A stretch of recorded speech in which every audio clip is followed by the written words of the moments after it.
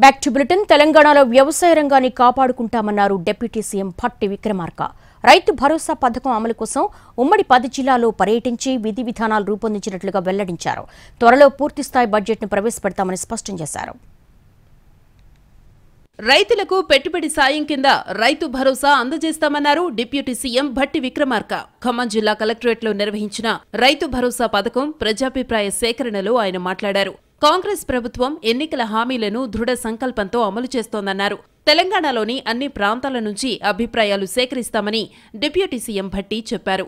రాష్ట్ర వనరులు, సంపద ప్రజలకే పంచుతామన్నారు.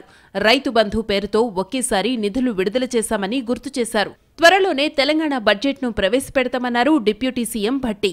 బడ్జెట్లో రైతు భరోసాకు నిధులు కేటాయిస్తామని తెలిపారు. రైతు బంధు పేరు మీద మేము నిధులు విడుదల చేసి అందరికీ ఒకటేసారి నిధులు విడుదల చేసి రైతాంగ సోదరులకి వారి అవసరం నిమిత్తం సమయానుకూలంగా రిలీజ్ చేసిన విషయం కూడా మీ అందరూ తెలిసిందే. ఈ రాష్ట్ర ప్రభుత్వం ఏర్పడిన తర్వాత మొట్టమొదటిసారిగా రేపు అంటే ఈ నెలలోనే రాష్ట్ర ప్రభుత్వ బడ్జెట్ కూడా ప్రవేశపెడతా ఉన్నాం. న్యాయమైన రైతులకు సాయం చెయ్యాలన్నదే తమ లక్ష్యమని వ్యవసాయ శాఖ మంత్రి తుమ్మల నాగేశ్వరరావు తెలిపారు. రైతులకిచ్చిన అన్ని హామీలను అమలు చేస్తామన్నారు. గతంలో జరిగిన లోపాలు, జరిగిన ఆర్థిక నష్టంపై కూడా ఆలోచించాలన్నారు తుమ్మల. నిజమైన రైతుకి భరోసా ఉండాలి.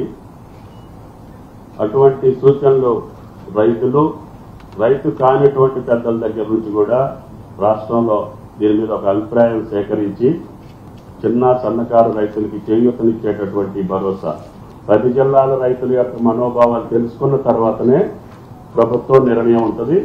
రైతు భరోసా పథకం అమలు కోసం ఉమ్మడి 10 జిల్లాల్లో పర్యటించి ప్రజల నుంచి అభిప్రాయాలు సేకరిస్తామన్నారు మంత్రులు.